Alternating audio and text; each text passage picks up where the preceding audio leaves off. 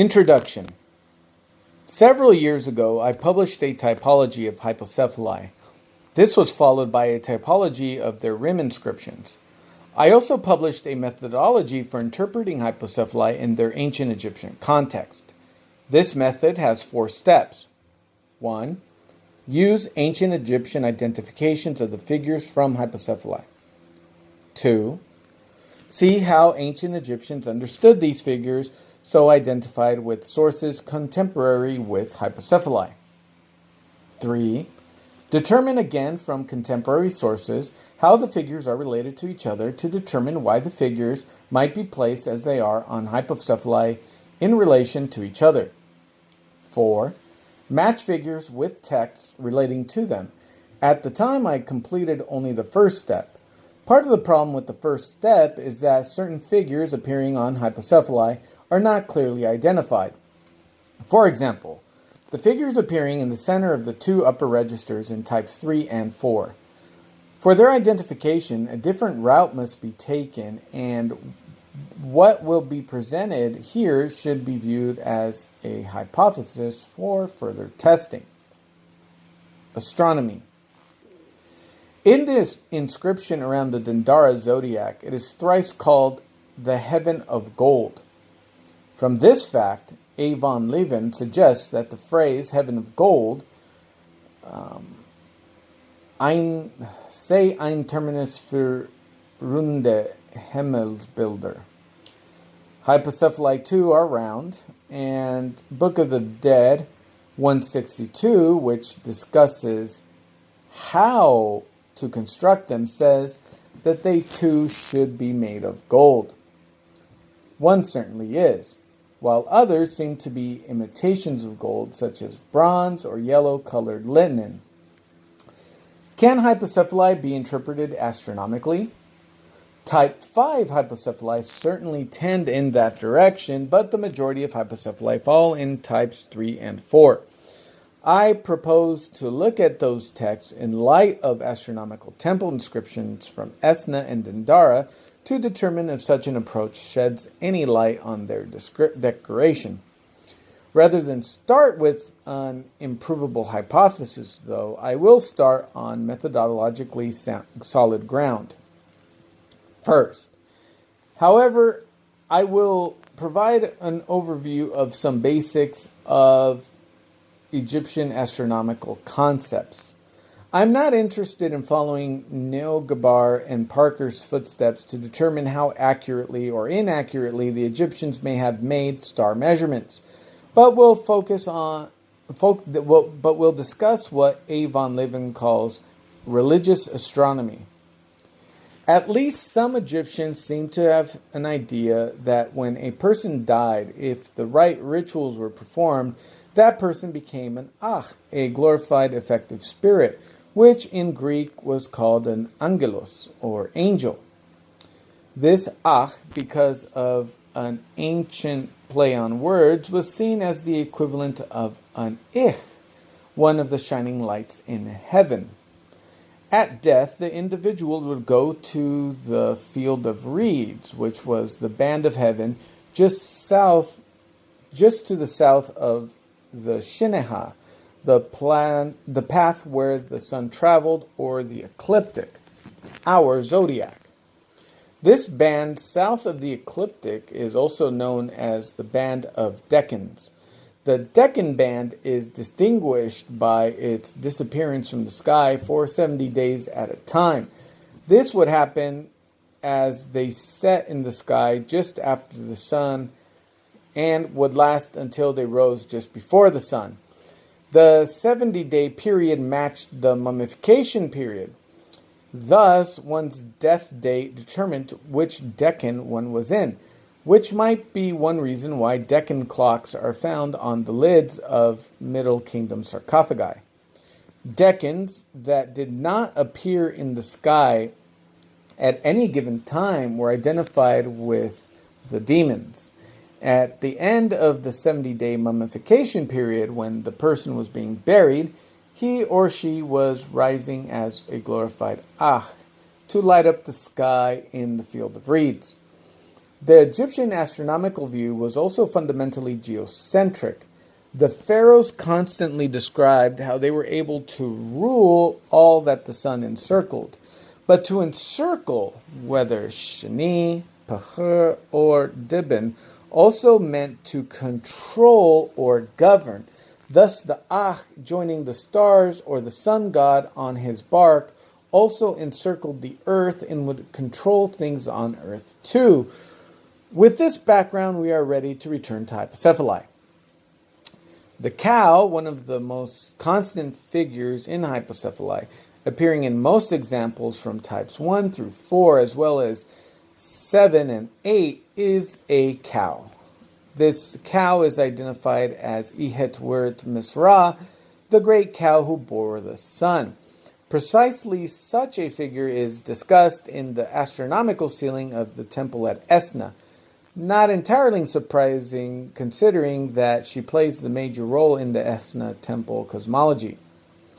Quote, "The very great cow who gives birth to her children through her rites, the guardian of her houses, who creates the two encirclers in her form of the golden cow, the great horizon which lifts up the two lights in her belly. She has driven out darkness and brought light. She has lit up Egypt by what came forth from her. She is the divine mother of Ra, who created light through her creation, who created what exists after her creation, who caused Orion to sail the southern heaven after her, who sealed the Dipper in the northern heaven before her.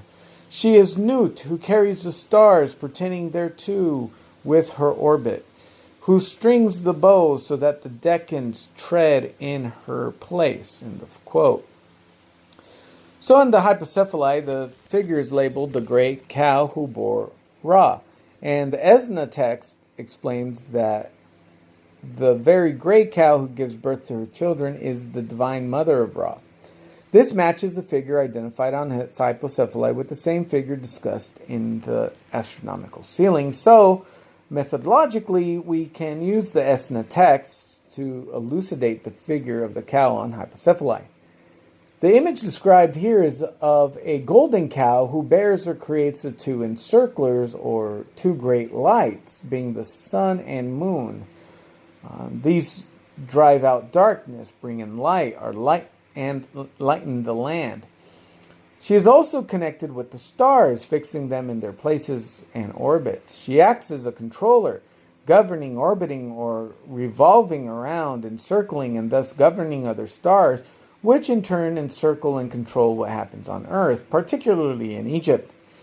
She is explicitly connected with the horizon, but at the same time, since she has driven out darkness and she has lit up Egypt, she is identified with the sun. Thus, the figure is horizon, sky, and sun. While we might like to find a convenient one-on-one matching or allegory, the Egyptians have explicitly explained this figure as having multiple meanings. After all, the Egyptians described the hypocephalus itself as having multiple meanings and purposes. Quote, "If this goddess," referring to the cow, "is placed for you at the throat of the king on earth, he will be like a fire after his enemies on earth. If it is placed for you at the throat of a man after his death, he will be a god on the god's property, and he will not be held back at the gates of the netherworld." This figure also appears in the temple of Dendara, where the goddess Mut is said to be the great cow who bore Ra, who made men and caused the gods to come into being. Hathor, who as Hehu gives her a Nemes crown, is also described as the mistress of all the gods, the great cow who bore Ra, who commands the processions of gods and men. Thus, in Dendara, as in Esna, the great cow who bore Ra is equated with creator goddesses, who create and thus command gods and men. The astronomical connection is not explicit here. U. Verhoeven has argued that various aspects of cow goddesses are intertwined. 1. The great heavenly cow as firmament and cosmic-oriented space. 2. The Ihet cow, that represents the sun god and places him on her head. The 3, the running or lying ehet cow, which bears the sun. And 4, swimming ehet cow, which places the child between her horns to transport it through the flood. Having worked out one astronomical connection using ancient Egyptian identifications, we can at least look for others. Behind the cow on Hypocephali is a female figure with a glyph instead of a head. The glyph is a circle containing a wedja eye, which reads Irit Ra, the Eye of Ra. This figure should then be identified with the Eye of Ra, a term which identifies dozens of female deities. The Eye of Ra is perhaps best known for her role in the story of the destruction of mankind, a role that at least matches one purpose of Hypocephali. Again, if this goddess, referring to the cow, is placed for you at the throne of the king on earth, he will be like a fire after his enemies on earth. Some have suggested that the Eye of Ra is a designation for the sun. In Esna, she is described as follows, quote, "Hail, children of Re, who appear when he sets, the primordial council of the gods, who encircle in his footsteps every day, the living souls of the gods every day, when they encircle in the Eye of Ra, messengers in cities and districts who shoot arrows from their mouths against those whom they see from afar." End of quote. The children of Ra appear to be certain stars. A. von Leven claims that they are the Decans, which makes some sense, but one would expect that if they were encircling the earth in the footsteps of the sun, that they would follow the same path in the sky that the sun does, which would make the stars the zodiac rather than the Decans. Von Leven would also like to amend the text to say that the children of Re come forth from the Eye of Re, changing Pechur to Perur, citing a parallel text and claiming that Pechur gabe auch keinen Sinn. The reading significantly changes the astronomical understanding of the passage and the identification of the astronomical aspect of the Eye of Ra. If the verb is pechur, to encircle, then the stars encircle in the Eye of Ra, making it the sky. If the verb is peri, to come forth or helialically rise, then the stars come forth from the Eye of Ra, making it the horizon. The form of the verb given as perur is problematic, as that form can only be a second tense, but von Leven gives a better solution in the footnote, suggesting that the per sign was mistakenly written as an R, which would give the expected reading of per rather than perur. Here again, we see the same multiple identifications with the Eye of Ra being either the sun and the sky or the sun and the horizon. The same possibilities outlined for the cow in front of the figure. This matches a passage in the Book of the Dead 17 where the cow who gave birth to Ra is said to be the Eye of Ra. The four-headed figure.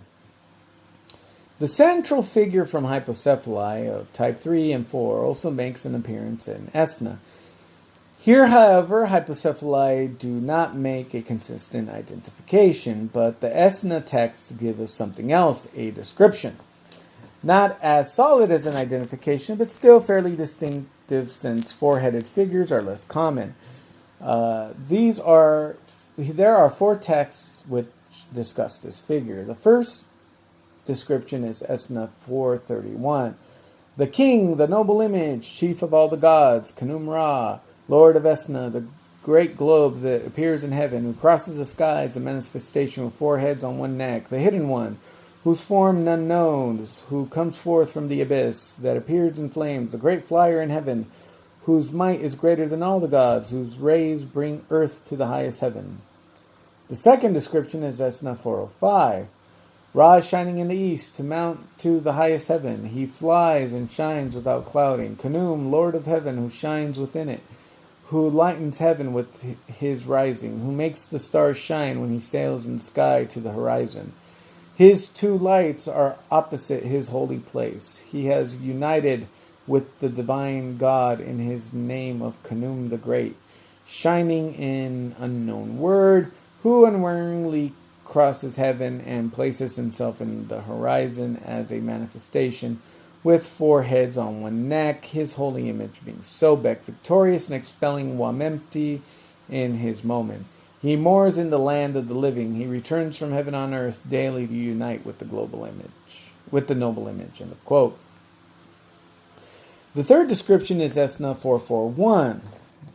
He lightens the land thereof with his rising, the reviver, through whose light throats breathe, everyone rejoicing to see him. He crosses heaven as a manifestation of wind every day. In his perfect form of a fourfold manifestation of 4 heads on 1 neck, he stops in his procession at noon, creating and standing and sitting of the manifestation of the gods in the temples and the manifestation of Osiris on the 6th day. He slaughtered the rebels. He smote Apophis. He caused his enemies to cease existing. If he exists, eternity exists. If eternity exists, he exists. For eternal is his name. End of quote. The last description is Esna 449.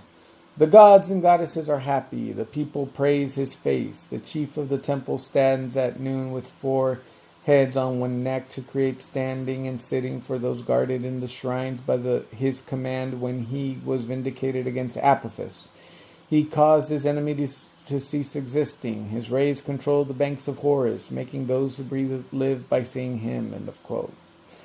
Thus, the figure is connected with the highest heaven, being the highest who crosses heaven. He thus encircles and controls everything beneath him, as well as creating the gods, and thus he is Lord of heaven and chief of all the gods. And his might is greater than all of the gods. Though he is the hidden one, whose form no one knows, yet he makes those who see him live. He is depicted as the sun, and yet the sun and the moon are 2 lights that belong to him. The 2-headed figure. The central figure of the top panel also has no clear and consistent name in Hypocephali and does not appear in Esna, but something very much like it appears in the Dendara zodiac. That something is a 2-headed figure holding a staff. He is identified as Panuter Ndua, the god of the morning, or Venus.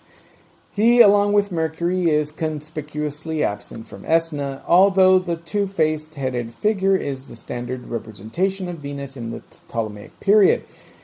Even at this time, the iconography is not consistent, nor is it clear that the name of Venus changed from Sabah Da, the star that crosses, or simply Da, the crosser, to the later name of Panuter Ndua, the morning star. The Sons of Horus. Off to the side of the cow are the 4 figures named in Hypocephali as Imseti, Hapi, Duamutef, and Kebesinuef, the 4 sons of Horus. These are known from the Book of the Dead 17, which was still very much attested in the Ptolemaic period to have been 4 of the 7 stars in the Big Dipper. Which of the 7 stars bear these 4 names has never been determined, but one might suppose that if one were to specify a group of 4 stars set against the other 3 in the group of 7, then it would make sense to see the 4 as the bowl of the dipper, while the other 3 are part of the handle. Since the list in Book of the Dead 17 splits into a group of 4 and a group of 3 stars and lists them in a specific order, it suggests one of 2 possible sets of identifications in the stars of the Big Dipper. Martin Raven has also demonstrated that the Sons of Horus were originally connected with the orientation of the cardinal directions. Such can also be seen in the Middle Kingdom canopic cases published by B. Lucier. It also appears from those cases that the individual Sons of Horus are not connected with any specific direction, but simply the 4 directions in general. Now, as part of the stars in the Dipper, which we are presuming form something like a rectangle, these Sons of Horus would point to various directions, but over the course of a night, as the Earth rotates, the heavens will rotate through the sky, thus making it so that the direction to which an individual star points in relation to the others would also change. So that might be the reason why there is no attempt at a canonical matching of a particular son of Horus with a particular direction until the site period when a number of other attempts at standardization are noted. Although Book of the Dead 162 goes back to the early 21st dynasty, Hypocephali are only attested as early as the 26th dynasty. This makes them Site or post-Site when the directionality of the Sons of Horus had been fixed. These directions, however, are mainly used in relation to the Earth and what we term its four quarters. Thus, even these figures come in for multiple astronomical interpretations as stars in the Big Dipper, as the cardinal directions, and as the Earth itself. The bird in the boat. Figure 4 is labeled on Hypocephali is Bibio, as Babau or Bibio. The name seems to indicate the soul of souls, but the second half of the name, Bio, is the known name of a Decan. In an initiation ritual called the Eighth Book of Moses from a Theban priestly archive, Bibio is the name written at the base of the zodiacal sign. It is also invoked in multiple lamp divination texts that invoke the sun and moon. In a vessel divination text, Bibio is called son of Nut, an epithet describing many deities. In a solar oracle, Bibio is invoked and asked to open heaven to me in its breadth and depth and bring the pure light. These references indicate that this figure is connected with astronomical phenomena. Conclusions. Each of the figures on the central axis of Hypocephali of type 3 or 4 can be connected with figures appearing in astronomical texts appearing in Egyptian temples, 2 certainly so, 1 probably so, and 1 possibly so. Though the identifications are suggestive and certainly would give reason for connecting some of the figures together, they do not add up to a single identification or system. But a single system of identification is out of the question to anyone who considers the data. 8 different types of hypocephali are known, reflecting different major decorating themes. I have noted previously that hypocephali seem to be connected with both astronomical figures and lamp divinations. The instructions for the use of hypocephali in Book of the Dead 162 identify 2 different results from using them, one for living royalty and one for deceased individuals. Why should we expect one interpretation?